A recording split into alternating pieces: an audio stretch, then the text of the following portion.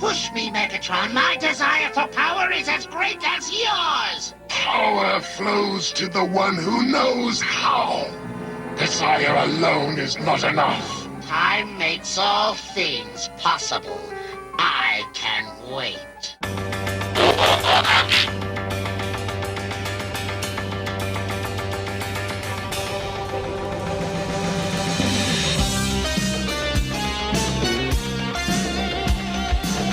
Starscream seeks to replace Megatron as leader of the Decepticons, and makes no effort to conceal it.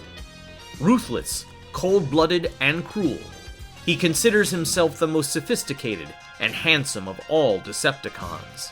He also believes his comrades should rely more on guile and speed rather than brute force to defeat the Autobots. As Decepticon Aerospace Commander and leader of the Seekers, he is the fastest flyer of the group, and can reach Mach 2.8 at an altitude of 52 miles. Starscream shoots cluster bombs and null rays, which disrupts the flow of electricity and can temporarily disable his opponents. Starscream is very good at what he does, but sometimes he highly overrates himself.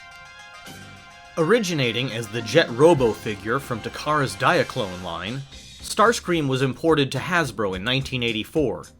His mold was recolored to produce Thundercracker as well as Skywarp, and later, Thrust, Dirge, and Ramjet. Early plans were to call the character Ulktar, which, for obvious reasons, was changed to Starscream. Ulktar? Why? Starscream's ongoing power squabbles with Megatron are part of the standard formula of every classic Transformers script. However, Starscream had very little to do in the beginning of Marvel Comics, and was killed off by Omega Supreme in 1986. He was, however, revived in time to become the main villain in the Underbase saga to celebrate its 50th issue. In this story, Starscream becomes an overpowered giant with the help of a legendary Cybertronian artifact. Before he is ultimately defeated, Starscream went on to rack up one of the most impressive body counts of dead classic Transformers characters of all time. And then, of course, came his fate in 1986's Transformers the Movie. After casting the mortally wounded Megatron into space, Starscream at last meets his comeuppance at the hands of the newly reborn Galvatron, one of the most satisfying deaths ever. Ironically, Starscream's toy was one of the few original First Wave characters that was not discontinued after the movie. So, when the third season began, there was no excuse for Starscream's ghost to not make an appearance in 2 episodes. After possessing and taking control of the body of several Decepticons, Starscream is ultimately gifted back his body by the disembodied head of Unicron, marking the last time he is ever seen in the original series. But not in the toy aisle. Starscream was resurrected as a pretender, as both a toy and in the comic books, and he also received a non-transforming Action Master figure as well. In Generation 2, he received a new, slightly recolored figure, and was even featured in Generation 2 comic books, briefly possessing the Autobot matrix of leadership. And at last, we come to my old frenemy, Beast Wars. In episode Possession, the spark of Starscream's disembodied ghost travels back in time to ancient Earth and possesses Predacon Waspinator. But that's just G1 Starscream. The ongoing legend and continued reimagining of this character has never stopped, and shows no signs of ever doing so.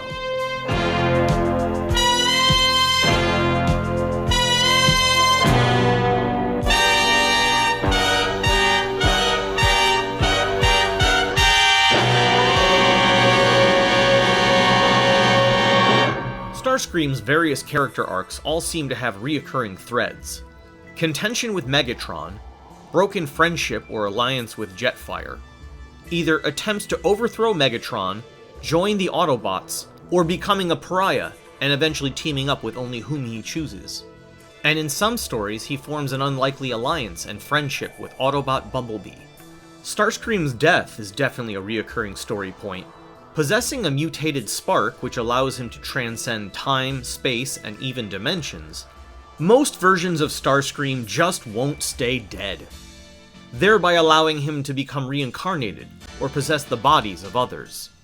In Marvel Comics' Underbase saga, he becomes an overpowered Titan that the Autobots and Decepticons must join forces to stop. In other stories, he makes the ultimate sacrifice in order to bring the Autobots and Decepticons together, united against the monster god planet, Unicron. Such is the case in Transformers Armada, where Starscream rebelled against Megatron. His relationship with a human girl named Alexis shows him his true good nature, leading to his aforementioned sacrifice, uniting Prime and Megatron. In its sequel series Transformers Energon, this same version was partially resurrected, phasing in and out of reality and having no memory of his past. However, he was then fully restored in the next sequel series, Transformers Cybertron, and he gets up to his old schemes. As his own new third faction against the Autobots and Decepticons, he becomes a superpowered giant, this time through the power of the god Primus. Starscream appears in the first 3 live-action Transformers movies, and is ultimately taken out by Sam Witwicky. Spoilers. He had an additional cameo appearance in the live-action Bumblebee movie, with a design more resembling his G1 look. Transformers animated Starscream was a straight-up homage to his G1 counterpart. Constantly betraying Megatron, he is ultimately taken out, although he would keep coming back from the dead through the power of a fragment of the Allspark. With a new lease on life, this Starscream went on to clone himself, creating classic Seekers, as well as some flashy new ones. With a newer design, Transformer Prime Starscream had a similar story arc, betraying Megatron, going off on his own, and cloning himself, but ultimately rejoining Megatron with the utmost humility and loyalty, only to find new power struggles among other Decepticons. This same version continues on in the sequel series Robots in Disguise. Comics of the last few years have shown Starscream to have been boldly taken on a new redemptive arc, portraying him entering Cybertronian politics after the end of the Great War, as Autobots and Decepticons must work together to rebuild their shattered homeworld. In these stories, it was the ghost of Bumblebee that haunts Starscream, helping him to serve his conscience. Once again, this version sacrifices his life to stop Unicron. In the Ghostbusters Transformers crossover comic, the ghost of Starscream faces off with our favorite paranormal eliminators. And yes, they made a tie-in Transformers Ecto-1 toy. In Machinima's Combiner Wars, he once again serves as a high-ranking leader after the war ends. Starscream uses his power this time to conceal his old ways. Seizing the enigma of combination, he becomes the ultimate combiner. And then in the sequel series, his disembodied spark possesses the body of dormant Decepticon Titan, Trypticon.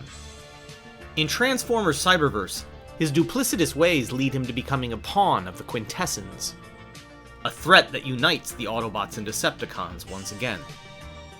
And of course, one of my favorite variations comes from Netflix's War for Cybertron series, in which a disenfranchised Starscream betrays Megatron to align himself with Predacon Black Arachnia, in an homage to his appearance in Beast Wars. Yes, it's a big old G1 Beast Wars crossover. Ultimately, appealing to Bumblebee and the Autobots, Starscream helps to unite Megatron and Prime against their future selves, Galvatron and Nemesis Prime, ultimately, once again, defeating Unicron.